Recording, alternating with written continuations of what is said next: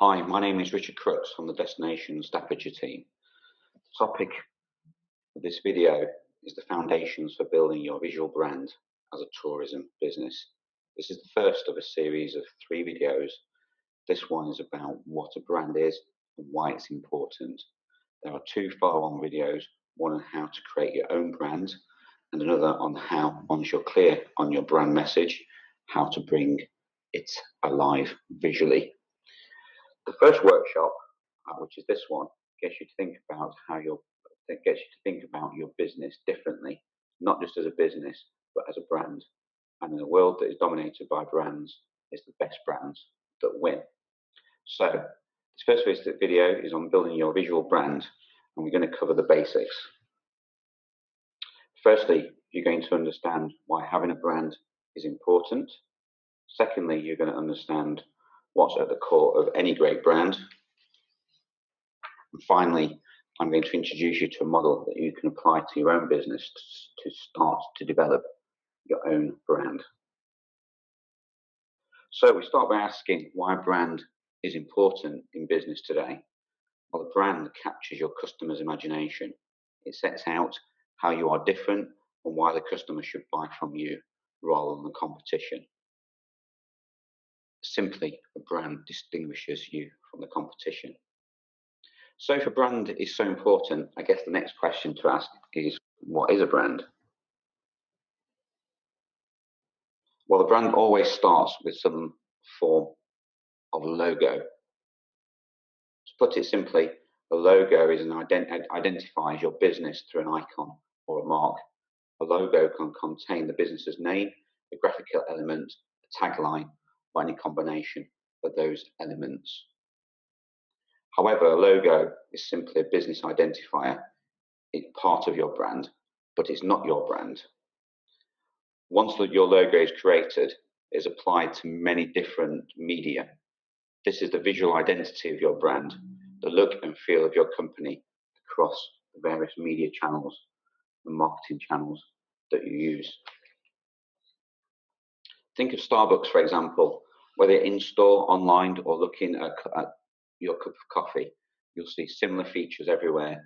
Deep green colours, earthy textures, and similar looking fonts. This makes up the visual identity of Starbucks. Branding is still much more than this. Branding is deeper.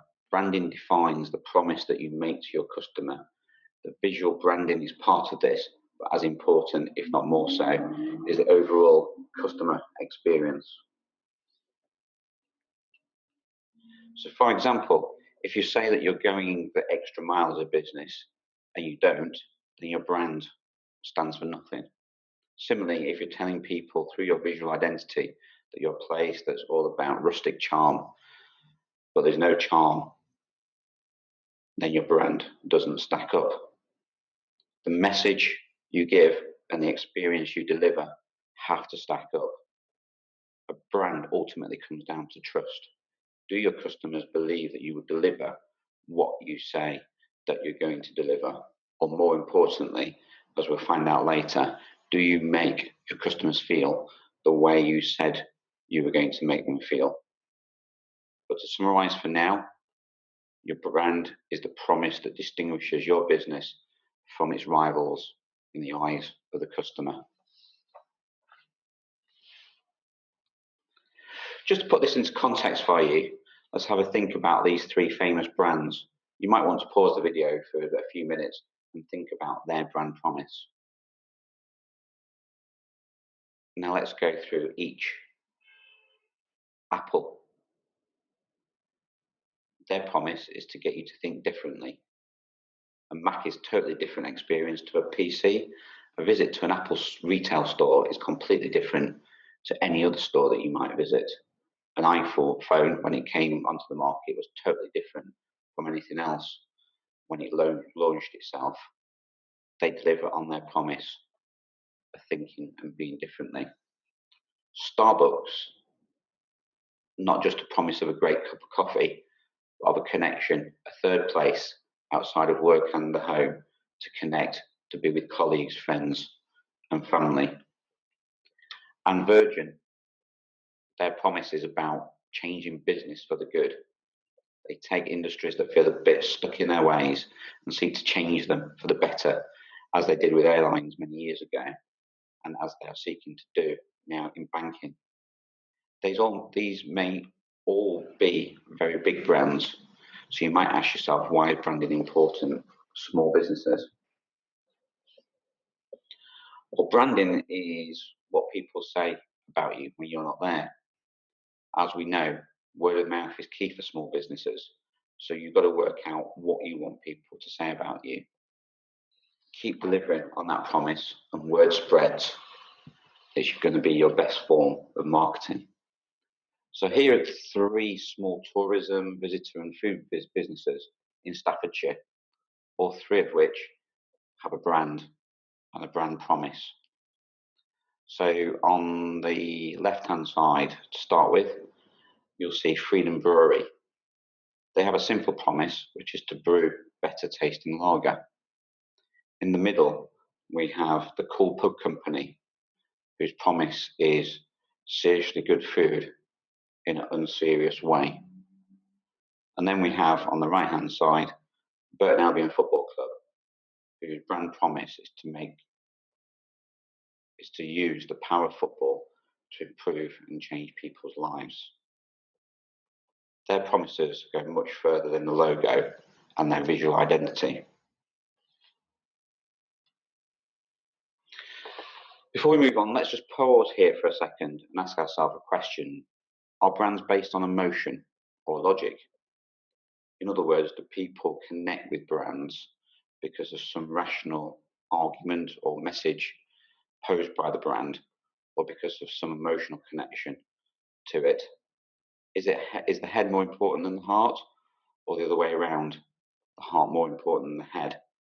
Have a think for a second. The answer is, of course, emotion. We're emotional creatures as human beings, after all. People make decisions, especially buying decisions, with their heart. Their decision to make a purchase is tied to how it makes them feel, or how they believe it will make them feel. People buy with emotions. After all, who would buy a £3,000 designer handbag based on logic, or an Apple computer, which has double the price of a PC, or indeed a Starbucks coffee that is quadruple the price compared to the local cafe? The Apple computer and the Starbucks coffee might be better, but not twice or 4 times better, respectively, than the other alternatives. So when you're thinking about brand, or your brand promise especially, think about the emotional connection you wish to make. In other words, how you want your customers to feel. Right, now for the final part of this video on how to think about your brand. There's a famous model for branding from world famous brand expert called Wally Orlins. It works for any business, big or small, so I'm going to take you through it. The fundamental idea is that in everything a business does, everything it owns, and everything it produces, it should project a clear idea of what its brand promise is to the customer. The most significant way that this can be done is by making everything around you, your product, your communication, your environment, and your behaviour, consistent with that of the brand promise. You can see here in the slide, the promise is in the middle. And it's important that the product, the environment, the communication, and the behaviour in the business is consistent with that brand promise. So taking each of these things that make up a brand in turn, let me explain a little bit more about them. So the product is what you sell. Usually in tourism, this is your service. The environment is the physical environment of the brand, how you lay out your store, it's your buildings, your furniture, your decor, and so on. Communication is what you tell people about what you do. This is essentially your marketing. Behaviour is simply how people involved in the business, its all owners, which might be yourself, and staff, behave. So a lot of people think about branding is all about marketing. It's not. It's actually about everything. It's about everything that your business does. If you're inconsistent in any of these things, people will see through you and won't believe or trust what you're saying about yourself and your business. You're not a brand. So let's take an example. A B&B may have a message or brand promise of being an ideal rural getaway.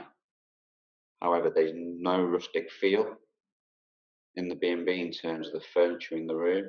There's no homely food for breakfast. The staff are unwelcoming and rude, and they're based next to a busy main road. They don't follow up on their brand promise.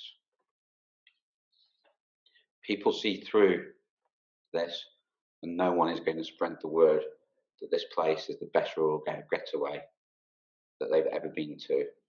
But deliver on your promise, and people will spread the word.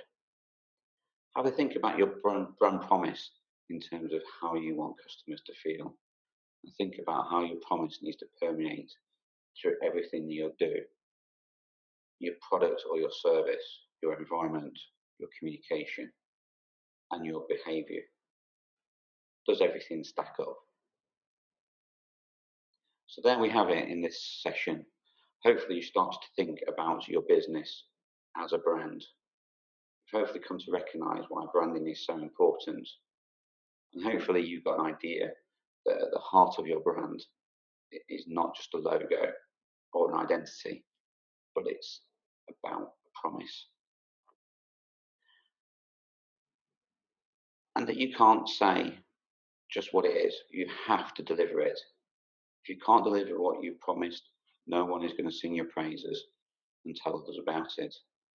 Your message may visually look nice, but your delivery will be underwhelming. So thank you for watching and listening to this video, and hopefully you'll tune in for the other two videos which follow.